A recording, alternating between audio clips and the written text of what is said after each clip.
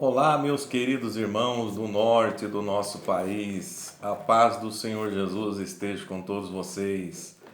Parabéns pelo esforço, meus irmãos, porque vocês já estão chegando na reta final do nosso curso, da nossa apostila, né? Da nossa apostila, não do nosso curso, né? Depois nós vamos entrar na apostila Lei do Reconhecimento. Mas ainda depois dessa temos mais duas lições para encerrar essa apostila. Mas nessa apostila, irmãos, nós começamos aqui na lição de número 9 falando da autoridade delegada e a obediência. É muito importante essa lição, meus irmãos, porque essa lição vai ajudar você, juntamente com o trabalho, com famílias, com irmãos de igreja, né? Porque tem muitas pessoas que, por não conhecer a autoridade, ela comete esse pecado, irmãos, que é um pecado de princípios, né? Pecado de princípios é complicado, irmãos. Esse pecado de rebeldia, ele é um pecado que gera morte. O pecado de rebeldia, irmão, você pode olhar pastores que se rebelam contra a igreja e leva saqueia o rebanho. Esses pastores, irmãos, eles sofrem. Esses pastores, eles sofrem, como diz aquele texto que diz assim, olha, o salário do pecado é a morte. E a morte, muitas vezes, não é a morte do cara morrer, mas é aquela morte que vem vindo, morre a moral, morre a confiança, vai morrendo coisas que muitas vezes ele não é o físico do sujeito que morre, mas são características de valores da pessoa que morre, né? Esse texto aqui, irmãos, dessa lição da página, da lição de número 9, a autoridade delegada e a obediência, você vê que dentro de casa tem autoridade, o pai é autoridade, o marido, o esposo, obedeça ao seu marido, né? Fala com a mulher, obedeça. E que também está relacionado não está relacionado só com a mulher, mas está relacionado também com os filhos, né? E a mulher, obedeça a mulher sábia, né? Edifica a sua casa e a tola com as mãos derruba. O marido ame a sua esposa, como está aqui, né? Mas depois, irmãos, aqui você vai ver, embaixo tem uns dedinhos apontando para a pessoa que está nessa figurinha, né? Que é aquela questão de acusação, né? Pessoas, né? O presbítero deve ser um homem que ninguém possa ficar apontando dedo. Por isso que ele não pode ser rebelde. Então nós temos que ensinar o nosso presbitério, os nossos presbíteros, o nosso diácono, temos que passar esse material para eles, né, irmãos? E é importante, irmãos, que às vezes você como pastor, às vezes nem é importante você como pastor passar a lição. Às vezes é importante você incumbir um irmão para fazer isso, né? Aqui na igreja eu sempre faço assim, essa lição não é eu que passo. Eu passo ela no seminário, mas para os obreiros não. Eu sempre separo um obreiro, irmão, para passar essa lição. Então é o obreiro que vai passar. Automaticamente ele vai tendo que aprender para poder ministrar. E amanhã, se ele fizer alguma coisa, eu cobro dele. Eu falo, escuta, mas você não ministrou a lição? E agora você tem que ser a referência. Então, meus irmãos, nós temos que fazer certas coisas de maneira subjetiva, né? Para poder, para ficar fácil da gente transitar o diálogo, né? Uma outra coisa é a lição de número 10. A lição de número 10, irmãos, ela fala das manifestações da rebeldia no homem. Olha só.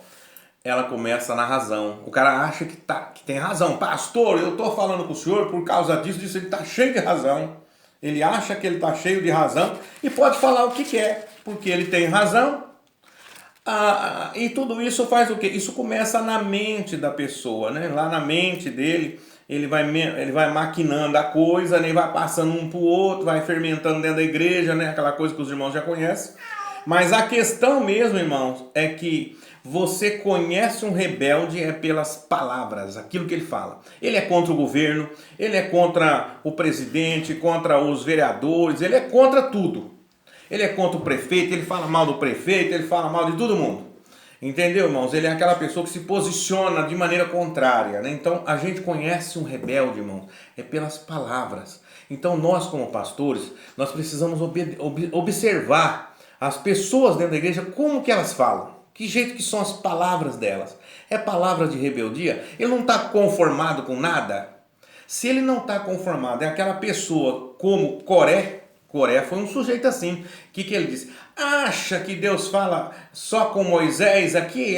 Quem é esse Moisés? O que esse Moisés pensa que ele é? E o que Deus falou para Moisés, Moisés, deixa comigo esse negócio aí, que esse cara vai saber quem é o chefe aí, quem é que manda aí. Ele vai ficar sabendo já já. E aí Deus falou para ele assim, separa, quem quiser ficar com o Coré, fica pro lado de lá. Os que quiserem ficar comigo, fica do lado de cá. O que aconteceu, irmãos? Aconteceu a mesma coisa que aconteceu no céu, quando Satanás se rebelou. O que Deus fez com Satanás? Falou assim, lá para baixo, desce. E o que Deus fez com Coré? Abriu a terra e falou assim, lá para baixo, desce. Isso tudo, irmão, é sentença de morte. Rebeldia é sentença de morte. Não dá para brincar com esse troço, irmão. Então, é melhor entrar num acordo, né? O camarada não está contente lá com o pastor, não está contente. Conversa com o pastor, né? Troca uma ideia, sai na paz, né, irmão? Desliga na paz. Nós temos aqui em Fernandópolis, irmãos, um caso muito complicado aqui. Um pastor saiu da igreja aqui e saiu em rebeldia. E ele, uma igreja muito boa, uma igreja de um pastor muito sincero, muito honesto, muito amigo nosso. Ele veio de uma outra igreja, ele já era membro aqui no passado, ele foi para Goiás, e lá em Goiás ele entrou numa igreja, e depois ele voltou para cá, e o que ele faz, irmãos? Ele junta ali naquela igreja que ele já era ali, que era a igreja batista, ele se une ali na igreja batista com o pessoal tudo abraça ele e tal. O que ele faz? Ele tira o pessoal dali e vai abrir uma outra igreja, irmão. Um menino de 39 anos, 3 anos ele durou na igreja, irmão. No terceiro ano, ele foi acometido de um câncer que o levou à morte. Então, meus irmãos, eu falo isso aqui no curso. Eu falo, irmãos, cuidado. Rebeldia é sentença de morte. Alguma coisa vai morrer. Pode ser você, pode ser tua moral, teu caráter, aí vai. Mas, irmãos, então, nós precisamos tomar bastante cuidado com a rebeldia. E isso nós devemos trabalhar os nossos membros, né? Devemos trabalhar as nossas lideranças ali dentro da igreja, né? Para eles aprenderem.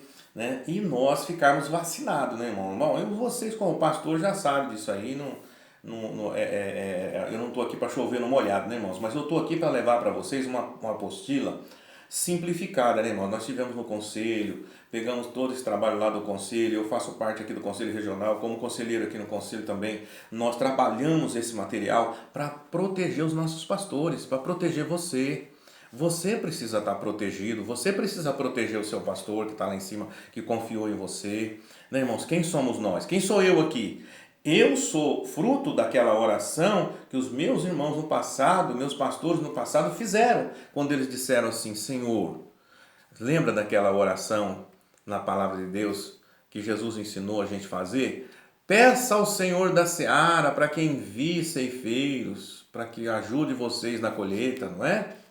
Aquele pastor que estava lá atrás fez essa oração, irmãos, e por isso eu apareci aqui.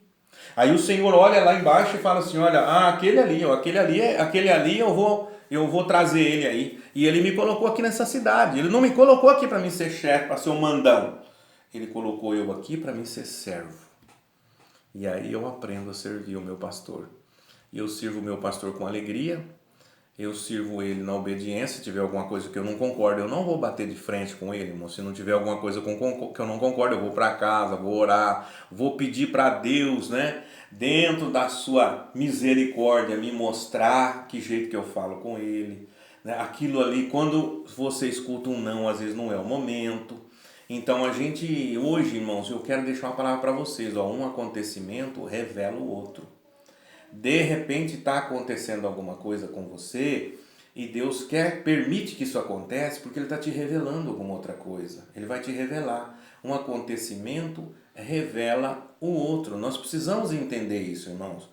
E é dentro desse acontecimento, porque a Bíblia diz assim, todas as coisas contribuem para o bem de quem ama a Deus. Então aquilo que foi negativo lá no passado que aconteceu com você, foi a contribuição para que você tivesse aí hoje, com a experiência que você tem, para falar com autoridade daquilo que te aconteceu no passado. Você entendeu, meu querido? Então, todas as coisas contribuem. Não reclame do seu passado. O seu passado, ele é apenas um degrau da sua escada. Então você faz o quê? Você sobe e esquece. Porque da agora para frente, nós precisamos estar preocupados com o propósito. Entendeu, meus amados? Com o propósito. Então, nós não temos que preocupar com o passado, nós não temos que preocupar com o presente e nem com o futuro. Nós temos que preocupar com a eternidade. Queridos irmãos e amados, olha, muito obrigado. Eu fico muito feliz de estar ministrando com vocês, porque vocês todos são carinhosos e recebem as minhas palavras com carinho, e eu falo para vocês com carinho também. Os pastores que colocaram vocês aí amam vocês, por isso me deu essa chance de falar com vocês e eu fico muito feliz. Amém, queridos? Deus Pai Todo-Poderoso, guarda teus filhos, livrando eles dessa peste que assola o mundo, livrando a sua igreja do mal, guardando a sua família, meu Pai. Pai querido, ajude esse pastor, Pai, a ser aquele pai que realmente é um pai que faz a diferença. Ajude ele, Senhor, a ser aquele pastor que faz a diferença. Dê a ele a palavra certa na hora dos conflitos, na hora das adversidades. Senhor, dê a ele a sabedoria, Senhor, para gerenciar os conflitos, para ter sabedoria no momento da adversidade, no momento da tempestade. Dê a ele a capacidade, Senhor, revele, mostre a ele o teu querer, a tua vontade e dê a ele força para obedecer a tua palavra. Assim eu oro agradecido por chegarmos até esse momento na nossa apostila.